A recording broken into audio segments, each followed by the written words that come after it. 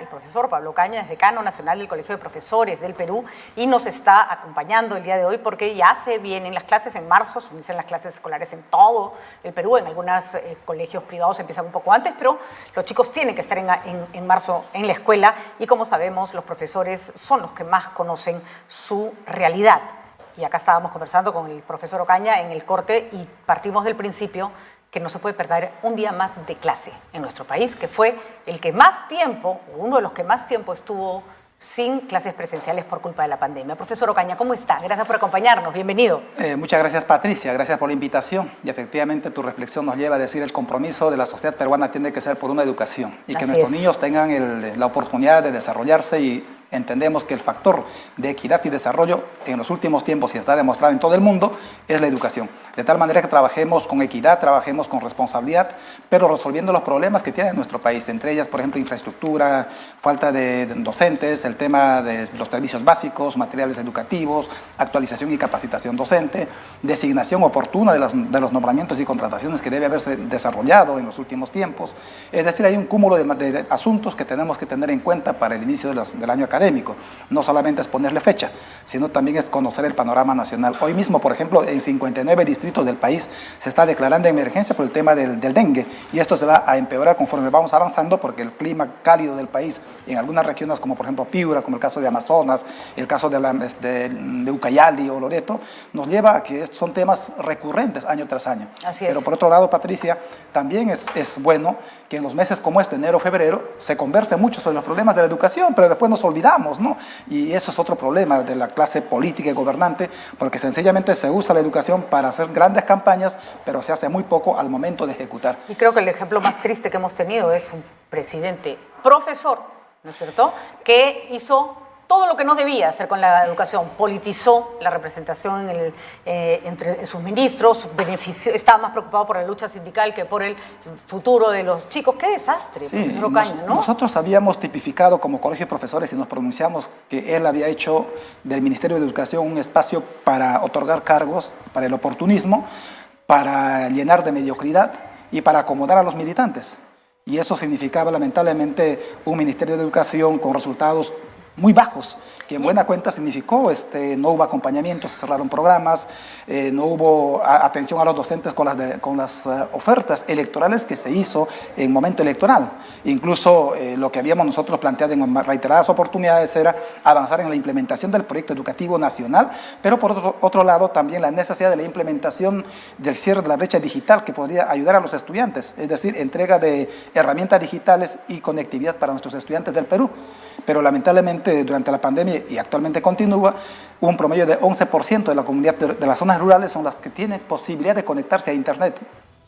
Y en zonas urbanas un 30%, es decir, un 70% de la población no tiene ese servicio básico que podría fortalecer su proceso de formación de los estudiantes, ¿no? No, y al final los profesores ya ni pedían computadoras, pedían planes de datos para sus celulares, para poder comunicarse por WhatsApp con sus alumnos. En realidad fue terrible todo lo que vimos y hay que decirlo, uno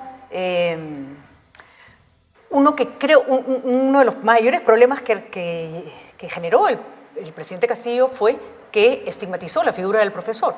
Y hay que decirlo, los profesores no son como Pedro Castillo. Incluso alguien a veces les reclama, ¿por qué votaron por él? Bueno, era natural que votaran por un profesor. Y además porque hubo, tengo entendido, profesor Ocaña, compromisos que por supuesto antes de ser nombrado presidente, por eso ganó el voto de los profesores, incluso de los que no eran de su ala sindical, y al final no hizo nada de lo prometido, ¿no? Yo recuerdo en la campaña cuando decía, no, cada sector elegirá su propio ministro. En democracia votarán. Y cuando yo le pregunté, yo tuve la oportunidad de preguntarle, ¿y al de educación qué gremio lo va a elegir? ¿El SUTEP o el FENATE? Y él no sabía qué responder. Y finalmente fue FENATE el que llenó los cargos en el Ministerio de Educación, pero recuerdo cuando se designó a Juan Carillo, lo saludamos, valoramos por su trayectoria profesional, sin embargo lo despidieron por WhatsApp, sencillamente porque no se supeditó a los intereses ni las aspiraciones políticas y partidarias del Palacio de Gobierno. Hechos como eso un poco afectan. Luego colocó nuevos ministros que finalmente tuvo un tercer ministro, que era Rosenda Serna, que intentó hacer algo. Obviamente también el momento llegó a que los estudiantes vuelvan a la presencialidad. Sin embargo, en la ejecución de las políticas concretas terminó diciendo mucho, pero haciendo poco. De tal manera que el año 2022, Patricia, en proyectos, el Ministerio de Educación hasta octubre del 2022 se había ejecutado solamente el 32% del presupuesto. Y en actividades estábamos por 59%.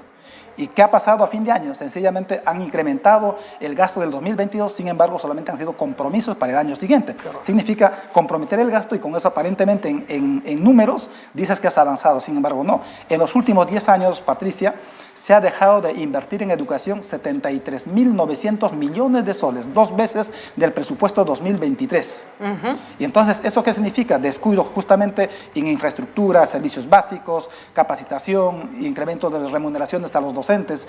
Por otro lado, atención a las zonas más alejadas del país. No es posible que tengamos a nivel nacional, por ejemplo, un promedio de 30.000 animadoras de PRONOI, es decir, personas no preparadas para educación, atendiendo a nuestros niños y niñas de las zonas alejadas y con una propina de 500 soles. Cuando justamente esas plazas deben ser atendidas por docentes formadas adecuadamente, ¿no? Y además tiene que ser un trabajo bien remunerado, porque es ahí donde arranca la educación de los niños. Profesor, vamos a iniciar clases en marzo.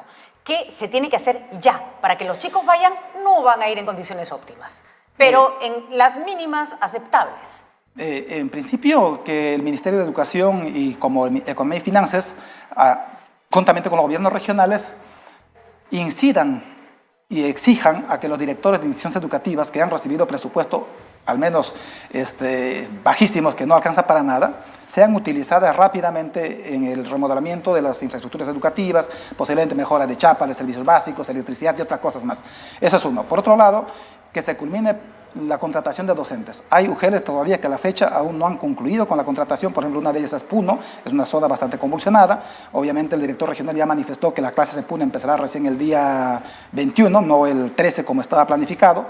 Por otro lado, necesitamos que en términos de decisiones, se dé también autoridad a los gobiernos regionales, a las direcciones regionales, para que en función a sus propias realidades tomen decisiones y el calendario educativo se amplíe un poco, pero que esté en el marco de la autonomía. Pero que no signifique que los estudiantes disminuyan horas de trabajo, al contrario, significa que los estudiantes desde el primer día posible deben estar en la escuela. Ni una hora más perdida de clase. Ni una hora más de pérdida de clase, pero por otro lado también brindemos a nuestros estudiantes la alimentación oportunamente. Imagínense, tenemos 43% de anemia, en las zonas rurales como en Puno llega hasta el 69%. Además, entonces, profesor, si los congresistas comen buffet de 80 soles, lo menos que pueden hacer es encargarse de que los niños en el colegio reciban un desayuno y un almuerzo. Lamentablemente. ¿no? Y con la inflación ahora más que nunca, porque un chico no se puede ir con hambre a dormir, ¿no? Así es, ¿no? Y justamente la falta de hierro hace de que el niño no se concentre bien, no aprenda fácilmente, no retenga las labores, los contenidos. Nada y más por otro lado, tampoco puede trabajar en equipo,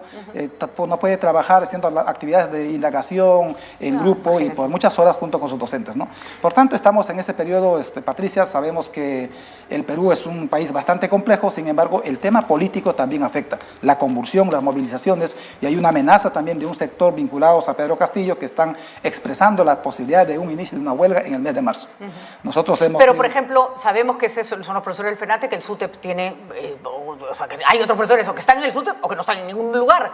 Esa convocatoria, ¿usted cree que sería acogida por la mayoría de profesores del país?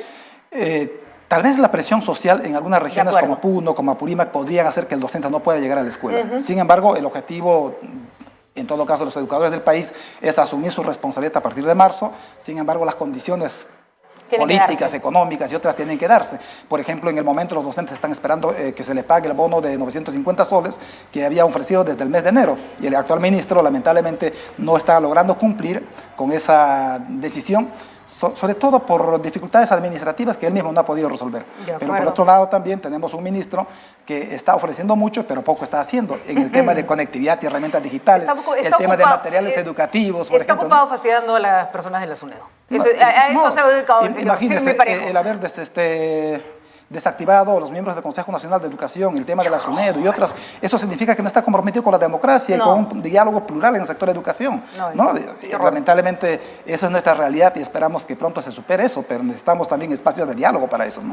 Profesor Ocaña, esperemos que las cosas mejoren. Nuestro saludo a través de usted a todos los maestros del país y siempre Siempre agradeciéndoles su esfuerzo, sus ganas de ir a trabajar. Para los que creen que los profesores son, por culpa de Castillo, por cierto, gente que solo está pidiendo su sueldo. Primero que no tiene nada de malo pedir que se le remunere a una persona de acuerdo con la labor que realiza, y créanme que no hay nada más complicado y duro que enseñar.